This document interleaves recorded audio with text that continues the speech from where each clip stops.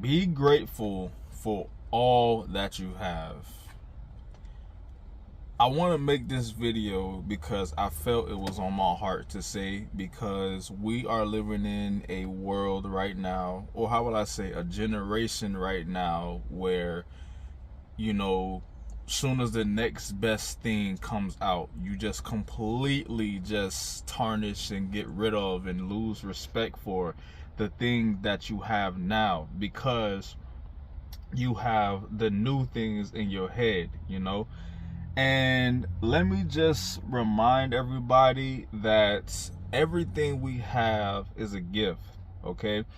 I think we forgot that. I think we forgot that everything that we have in our life and our life itself is a privilege, okay? Because first of all, I'm 26, okay? It's a lot of individuals that didn't even make it to my age. And I'm outliving somebody right now. I am outliving a lot of people right now. And if you're watching this video, you are too, okay? It's people that's not even 21, that's not even living past 21. My grandma, both of my grandparents are still alive, and they outliving a lot of youngins. And to me, that's an issue. That's a problem, okay? So, I right now, I'm just taking the time to really acknowledge everything that I have in life, and I'm also taking the time to realize that it's a lot of things that people don't have, but pray that they did have. Like the stuff that you have right now, there's a lot of people praying that they have that. Like they are fasting, they are praying to God 24/7, they are joining religions, they are, cocking double shifts just to obtain what you have right now, okay?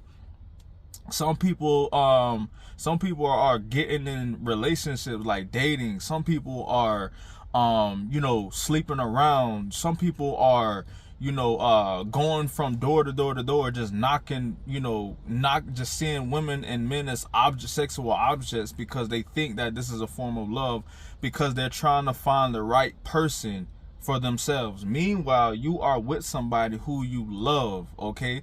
So you see what I mean? Like, it's a lot of things people out here are trying to obtain, and you have it already, okay? So let's take it, let's just say this, okay? I am grateful for everything I have in my life right now, okay? Now, excuse me, am I content? Yes. But can I grow? Absolutely, okay? I am content with what I have, but of course there's always room to be better, always room to grow in every area of life, okay? So am I happy with what I have? Yes. Let's go down the line here. I have a family, okay? I know all of my family members. We all have good relationships. We watch out for each other. Things in that nature. We do things together. We're all believers in things in that matter. And can it be better? Like, can the stuff that we do be better? Of course it can. But I'm not finna shun them and just completely just, disown them and say this family relationship is trash just because I see something bigger and that make me want to throw them away. Absolutely not. Absolutely not. It's pretty much saying, if you have a laptop, like an old MacBook, and a new MacBook comes out, I'm not going to, while I'm trying to save up for the new MacBook, I'm not just going to have dust on my current MacBook and just completely just push it to the side and completely just put it on the shelf and just leave it there while saving up for my MacBook. I'm not finna, my new MacBook, I'm not finna just, disrespect my current MacBook while saving up to get a new MacBook. Absolutely not. I will still be using that new MacBook until I get a new MacBook. I'm sorry, I will continue to use that current MacBook until I get the new MacBook. And even then, I'm not going to treat my my current MacBook in contempt. I'm not going to do that, okay? I'm still going to take care of it. I'm still going to polish it. I'm still going to do what I do with it. You know what I'm saying? and I'm still gonna put it in the right hands if I was to sell it. And that's how you really gotta look at life right now. You really gotta sit back and think like, this MacBook may not be much, but I've done a lot with this MacBook, and a lot of people wish they had a MacBook. Okay, let's see it that way.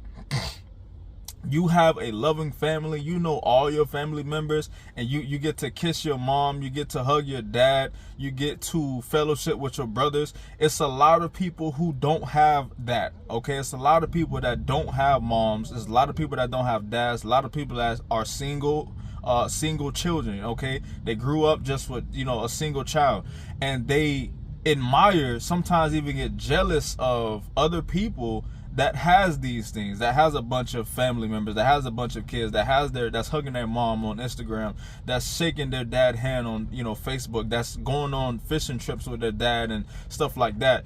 And for you to not acknowledge that you know your family and that you have a great relationship with your family, that's almost sad. That is almost disgusting to me, that you would even look at another family and want to be like them. It's okay for that other family to encourage you to live a better life family wise, of course, but to completely just be envious and just look down on your family because you see another family doing more than you, air quotes, that's just the wrong way to look at it. Okay, at least you have a family. That's the key thing I'm trying to say. At least you have a loving family. It's people that do have family, but that's not loving. They can't stand each other. They hate each other guts. I mean, you see it on the news all the time. Mother killing brother, or mother killing son killing dad, because there's hatred within the family. Okay, yeah, they're family, but that doesn't mean that, yeah, they're related, but that doesn't mean they're family. If you have a family, if you are related to people and y'all are family, that's more than blessed. Okay, you are more than blessed. You are so blessed. It should, if you are unbeliever, it should make you reunite back with God, bro. That's how blessed you is to have a loving family. Okay, let's take it to relationships. Okay, it's a lot of, especially in this generation, when I say relationships are the key thing here, relationships is what everybody want to be in. That's like the topic, that's like the hot commodity right now, to be in a relationship, so much that people are just skipping past the talking phase, the want to get to know you phase, and they jump straight into relationships because everybody is numb to relationships. What I mean by numb is that's like the first thing on their mind once they hear, once they like a person. Like, they automatically fall in love with that person. They automatically want to do things for that person. They don't even know that person for real, you know what I'm saying? But relationships is so popular now that people just rush into them, and it end up being a disappointment because they let the what you call it, the motivation, the popularity of relationships lead the relationship. Not necessarily them liking somebody, but the fact that they have friends that's in a relationship, so they feel left out. So now they feel that they found you, and now forget getting to know you. They just want the comfort and the say so to say, I'm in a relationship. Okay, and of course social media plays a huge part with this. Like, social media they only show the highlight reels of relationships, and nobody knows what these online relationships are going through, behind closed doors. So they put on this front, okay? But I'm getting off topic. But for you to even have somebody that you consider your own, you ought to be a blessing for that. Yes, they're not superstars. Yeah, they not, in magazines. Yeah, they not. Besides, and you don't want to have, like, don't believe all that these celebrities anyways, man. They all fake. Okay, let's remember that. Like, these celebrity relationships are orchestrated, bro. They have people over them that make them get in relationships. They not happy for real, man. Of course I'm on the outside looking in, but I also know some celebrities that even said that. They was like, all this stuff is counterfeit, bro. The relationships here. That's why when you see these relationships, these rumors of people dating, it never lasts. With within maybe 2 months, because it's like they never really liked each other. Okay, so for you to even have somebody that you love, that you respect, that you can be vulnerable to, that you can be loving to, that you could be yourself around, you should not take that for granted. You need to nurture that relationship despite, you know, the pitfalls and the downfalls and the ugly sides. Like, you need to see past that and understand that y'all arguing or y'all going through a phase is only temporarily, okay? Like, see past. The end goal is to marry that person and to be with that person forever, okay? So once you have that in mind, you start to see past all of these the insecurities they may have, the little small things they may have. And to make that worse, it's people that wish they can even get into arguments with the one they love. Right now, people are getting into arguments with people they don't even know that that's the one for them, okay? Like, you even blessed by arguing with the one you love, okay? You even blessed by arguing and having pitfalls with somebody you want to be with. At least you have somebody to argue with. That sounds so crazy, but you even blessed that way, okay? Like, you even blessed to have somebody who you can settle differences with, like you can compromise with, that you can go back and forth with, okay? A lot of people don't have that. It's people, much older people that is in their 30s and 40s. They giving up on love. They just done with love, okay? They are completely finished. They telling God, they keep praying and praying and praying, God, when is my person coming? They see stuff on Instagram and that makes them feel kind of discouraged a little bit. Like, God, like, I've been knowing them for years and they just got into a relationship. Like, where I've been doing all this stuff for years. I've been a good person for years. God, when am I going to get my person? And it's like that for a lot of older people. And some other people, they just let their morals go. Like, they have in their mind that, you know, and I'm 40 years old. I'm done with love. Like, if I ain't got my love, if I don't have my love of my life right now, but I still have these sexual urges and pleasures, then I'm going to do that. You know what I'm saying? And they just, like, it's a lot of women, a lot of men, they in their 30s and 40s, they just want to just hit it and quit it. They just want to, you know, hit and run, because they feel that their love life is over with. They feel that they will never find the right one. But for you to even, you know, say that, for you to even want another person while you are with somebody who you are very much compatible with, to the point it's scary that y'all compatible, you are out of your mind. You don't even deserve that person. If you are a man right now and you have a woman, despite the age, if y'all are in a relationship and you know that this woman would not do wrong by you, she has no ill intentions, she is the one for you, she makes you laugh, she take care of you while you sick, while you are up, while you are down, she protects the relationship, she and you and her both know that she is so fine that she gets a lot of dudes in her DMs, a lot of dudes talking to her, but she don't even look their way. She don't even be like, sorry, I have a boyfriend. She just be like, nah, I'm good. She ain't even finna give the dudes, you know, opportunities to enter the relationship by saying, nah, I have a boyfriend. She just, nah, I'm good. You can keep it moving though. For you to have a woman like that and still look around for something out there better, which is not, you are a foolish man. If you watching this right now, you are a man and you have a woman that you love, that you claim is the one for you, and you are still entertaining other women, you are still giving other women ideas that yes, he has a boyfriend, but he's still talking to me this way. So, you know, the fact that you even giving women time and energy, that makes you a pitiful man. I'm sorry. Like, from man to man, you are a pathetic man, bro, because there's nothing out here. There is nothing out here at all. Everybody is for themselves. Everybody is getting in relationships for themselves. They forgot the meaning of relationship. It's called relation to. Okay, everybody out here is materialistic, for one. Majority of the women are materialistic. Majority of the men are lustful thinkers, okay? And to make it worse, they are me, okay? What can you do for me? What can you do for me? I did this for you, so you got to do this for me. That is what this generation is now when it comes to the dating era, okay? So there's nothing out here.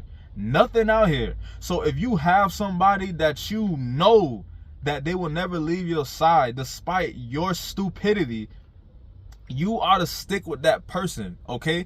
God says, look, God even said this, like, look, 2 is better than 1, okay? In another scripture, it says that a brother is made for adversity, okay? Like, I'm going over to the friend side now. If you have friends, okay, if you have ride or die friends, and when I say ride or die, I don't mean I'm about to do something stupid and you about to join me. No, okay, that's what I mean by ride or die is when you about to do something, when you do something stupid, your friend is going to tell you behind closed doors what you did was unacceptable. That's not who you are. That's some nonsense. Don't do that again because it's shameful. Okay, that is a real friend. If you have friends that check you, that is a real friend. If you have a friend that tell you what you need to hear, not want to hear, that is a real friend. If you have a friend that will speak up for you behind your back while other people are talking about you, that is a real friend. Okay, they're not joining in, they're not saying anything to give other people the comfortability to talk crazy about you. Okay, your friend is actually diffusing that and have them, probably have them talking about somebody else, but not me. Okay, not your friend. Okay, your friend will step up for you. Your friend will put you in check. Your friend has your back when nobody else has your back. Your friend is the one you can be, on any kind of journey with. Like if you on a spiritual journey, your friend most likely is going to be on that same journey with you. That's a friend. Your friends are not the ones who your friends are not the ones who you meet at, who you only link up with when it comes to partying, when it comes to you getting lit, when it comes to you only on your upsides. Okay, that's not a friend to me. Okay, that's not a friend. So if you have a friend, like I don't really have a lot of friends because I don't believe in a bunch of friends. I believe in a bunch of associates, a bunch of acquaintances, but I don't see a bunch of friends, okay? I literally have one friend. I have a bunch of associates, but I only have one friend, okay? And that's my boy. I've been knowing him for 6 years, bro, and we tight like this. Every time we link up, bro, there's no animosity, there's no hidden feelings. Every time we vibe, bro, it's like that's been my brother for years. Like we so close in every aspect of life. We so close that it's like he might have well been my brother, you know what I'm saying? Because we talk more than certain family members in my life, you know what I'm saying? So I'm grateful for that. I'm grateful to even have a friend with genuine intentions, because it's a lot of people out here that's claiming that they're your friend, but they're not your friend. Come on, like we see this all the time, bro. We see friends double crossing other friends. We see friends, sleeping with their best friend or sister or whatever. Like we see friends go against each other from hidden motives, we even see friends kill each other. Come on, bro. This is not like no surprise. Like you see it all the time. Best friend leads other best friend to a party, and at that party is like 6 different people, and they stabbed the best friend to death, and it was all orchestrated by their best friend. You know what I'm saying? Like you see that all the time. And for you to have a friend that is for you, has no hidden agendas towards you, like y'all can actually kick it and be cool and talk about everything, that is a blessing. You are extremely blessed, okay? Extremely blessed. It's people out here that don't have no friends, bro. No friends at all. And I know this generation is like, oh, I'm all about me, I'm gonna just stick to me. Listen, that's not even biblical to think that. To think is all about you, and to think that like I'm gonna just do me and me only, I don't need anybody else. That's a worldly mindset. That's not even biblical. That's not even how it's supposed to go. God, like everything, there's nothing that you can do by yourself without a relationship with somebody. For you to think that you do everything on your own, that you have everything right now on your own, you are a fool, okay? I'm just gonna tell you straight, like if you ever said that I did this on my own, you are a fool. Okay, I'm gonna just say that. So I just needed to like get on here and say, like, bro, it's a lot of people out here that is just not handling their privileges and their gifts with care. Okay, they not handling it to a T. Like, whatever you have, take care of it. You may not have a glorious rich, you may not be like the Incredibles. Like, your family is probably not the Incredibles, but you have a family. You may not have Beyonce as your girlfriend. Well, I ain't gonna use Beyonce. I don't really like Beyonce like that. But you may not have Rihanna. I love Rihanna. You may not have Rihanna as your girlfriend, but you have somebody who's worth a while, who's worth being with you, who's worth the patience, who's worth the wait to marry. Okay, so and that's what's another thing. You may not have a Rolls Royce, but you have a car. You know what I'm saying? I have a car right now, and I am content with it. I am graceful. I am grateful for my car. Okay, it gets me wherever I need to go. I'm not big on, you know, the big fashion and the fancy cars, bro. If I need to get somewhere, I have a car to get me there. Like right now, I'm sitting in a parking lot right now, bro. I wouldn't have got here without a car. Think about it, bro. And this is a far parking spot. This is a far parking lot, bro. Okay? And it's a lot of people out here that's completely just making, like, you know, dirty in their car because they lost respect for it while trying to get another new car. Okay? That's what I'm getting at here. Like, that's why I use the MacBook as an example. Like, it could be same for as a car. Like, you see a new car you want, like, everybody is talking about this car, everybody is raving about this car, it got all of these type of features and all of that, and you so narrow-minded, you have so much of a tunnel vision that you treat the current car you have with contempt. You don't clean it. You don't make sure it's clean. Like, you park it however you want. Like, you run the miles up. You barely put gas in the car. Like, stuff like that. Okay, you see something going on with the car, you don't take care of it. That's what I mean. And that's how it is, like, when you are not grateful for things. And there's a lot of things. Like, you have a job, okay? You may not have the best job in the world, but that job right now is taking care of you. You know what I'm saying? And it's always good. Okay, and that's what I mean by be content but never be satisfied. That's what I meant to say earlier. Okay, so yeah, the job you have right now, be grateful you have that job, because a lot of people have it's a lot of people that cannot get a job because of their records.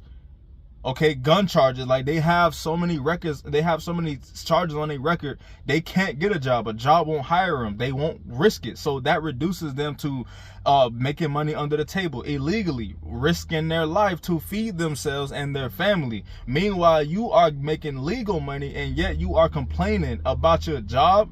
This world is falling apart, but you have a job. This world is falling apart, but you have a car. This world is falling apart, yet you have somebody you can be comfortable with.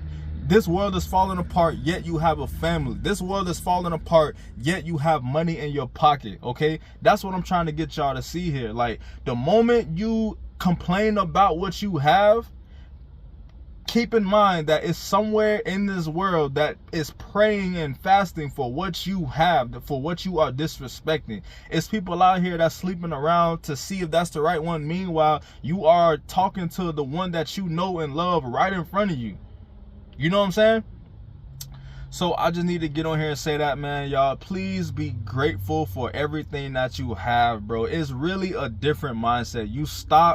You really stop complaining about things once you see it from a different perspective. Like, it was times where and God is funny. This is what he'll do.